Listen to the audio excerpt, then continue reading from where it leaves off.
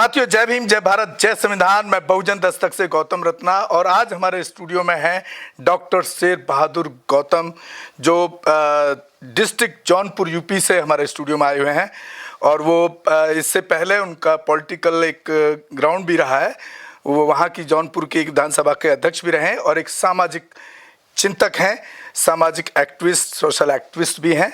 बहुत सारे मुद्दों पे समाज के बीच में काम करते हैं। तो आज का जो परिवेश है, राजनीति कहिए या सामाजिक परिवेश कहिए, इन मुद्दों पर उनसे कुछ सवालात करेंगे, बात करेंगे। सर, बहुत बहुत स्वागत है आपका बहुजन दस्तक के स्टूडियो में। डॉक्टर साहब, तो आपका जो ये जर्नी रही है, क्योंकि एक बहुत ऑफलाइन हमने बात किया तो एक बहुत लंबे अरसे से आप समाज के बीच में काम करते रहे हैं। क्या फ़र्क महसूस कर पाते हैं अभी? कुछ फ़र्क नज़र आता है आपको सामाजिक जो परिवेश है उसके अंदर? पहली बात तो मैं आपको बहुत बहुत धन्यवाद देता हूं, जय भीम करता हूं, क्योंकि आज आपको हमारे स्टूडियो में मौका मिला हमें आने के लिए।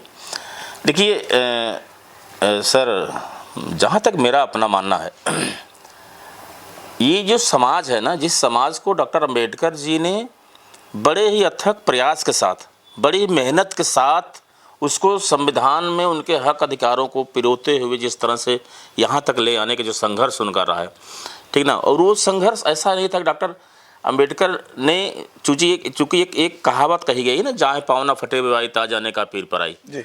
तो चूंकि उन्होंने बहुत सारे चीज़ों को, वो चाहे महार सर, अभी आपने थोड़ा इंटरप्ट कर रहा हूँ, सॉरी। ये जो दोहा, मैं पीछे एक इंटरव्यू कर रहा था, वो हमारे आरटीआई एक्टिविस्ट हैं, बहुजन समाज से ही बिलोंग करते हैं, लखनऊ में रहते हैं। उन्होंने भी उसका प्रयोग किया था, इस दोहे का। इसको आप शुद्ध हिंदी में प्लीज पहले बताएं, क्योंकि मुझे भी आज तक इसका मीनिंग क्या, अर्थ क्या है, क्योंकि ये प्योर हिंदी है, वो समझ नहीं आता, ताकि दर्शकों को भी पता लगे इसका मायने क्या है। देखिए साहब, ये वो चीज़ें हैं, जहाँ पाँव ना फटी बवाई ता जाने का पीर पर आई।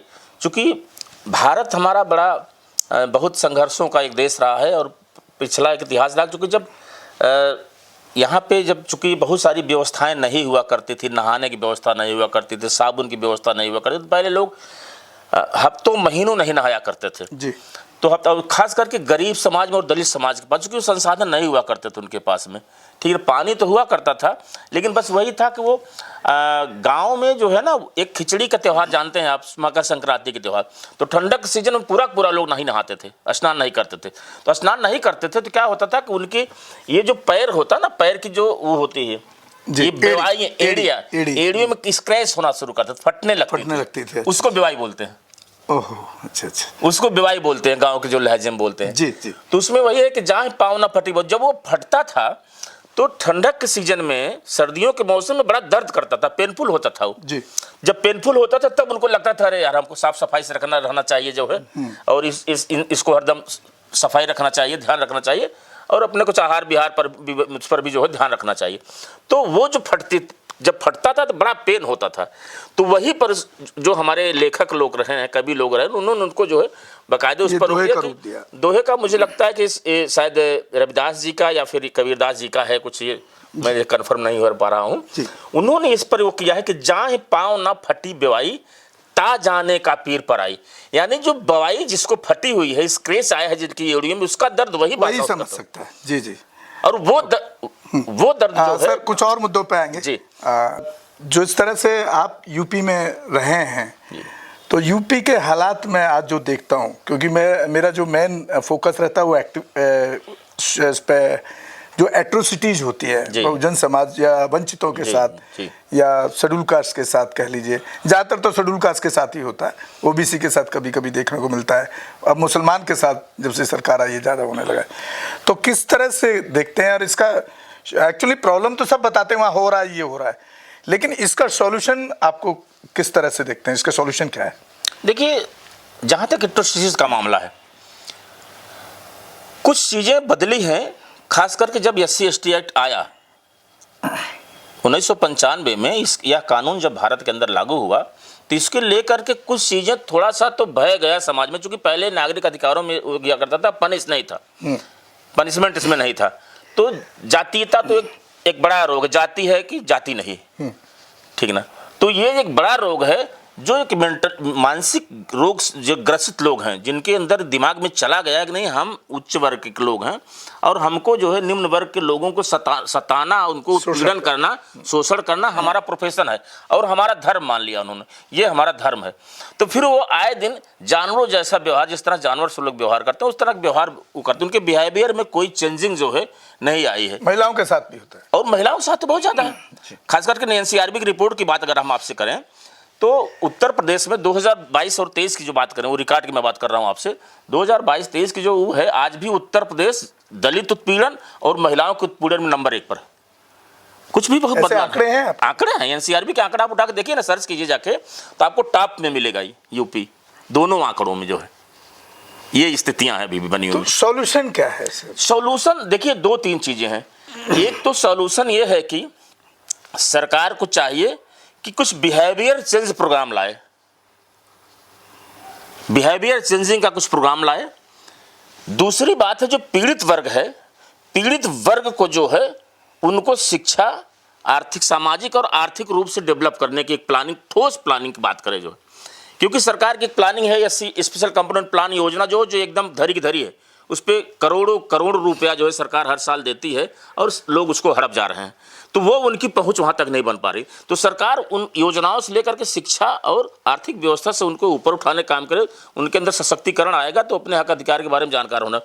लेकिन वो जानकारी तो हो रही, बट ये जो व्यवहार परिवर्तन वाला कार्यक्रम है, सरकार के कॉन्सेप्ट में ये नहीं है कि उनका व्यवहार कैसे चेंज हो, बिहेवियर चेंज का प्लान तो उनको कैसे लगे कि कुछ उदाहरण, बहुत सारे उदाहरण चाहे आप इंदिरा गांधी जी के ले लीजिए, चाहे बहुत सारे लोग हैं जो कि अलग अलग लोगों ने जाति मतलब गैर दलित में भी शादियां करके उन्होंने तोड़ा है चीज़ों को, मिसाल कायम किया लोगों ने, वो बहुत सारे इतिहास हैं, चाहे वो धार्मिक रूप से देख लीजिए, चाहे बहुत सारे चीज़ों को लेकर देख लीजिए। सर मैं जो प्रैक्टिकली देखता हूँ, एक सवाल और खड़ा होता है यहाँ पर, उसी वंचित समाज पर भी खड़ा होता है कि जब मैं आज देखता हूँ, भले ही घर में ऐसा तो है नहीं आज की डेट में, एक आध गांव में 2-4 लोग पढ़े लिखे नहीं होते हैं, वंचित समाज में भी ऐसा तो हो गया है ना अभी, तो इतना तो इम्प्रूवमेंट। लेकिन जब मैं देखता हूँ जब उनके साथ कोई अत्याचार या शोषण होता है, जब वो थाने जाते हैं, एक एप्लीकेशन बनाते हैं, जो कल्प्रिट है या जिसने अत्याचार किया उसका नाम उसमें लिखते हैं, थाने में जाते हैं, तो आज भी उनके अंदर एक जो संवैधानिक समझ आनी चाहिए वंचित समाज में, वो कहीं दिखती नहीं है। कैसे बताता हूँ आपको,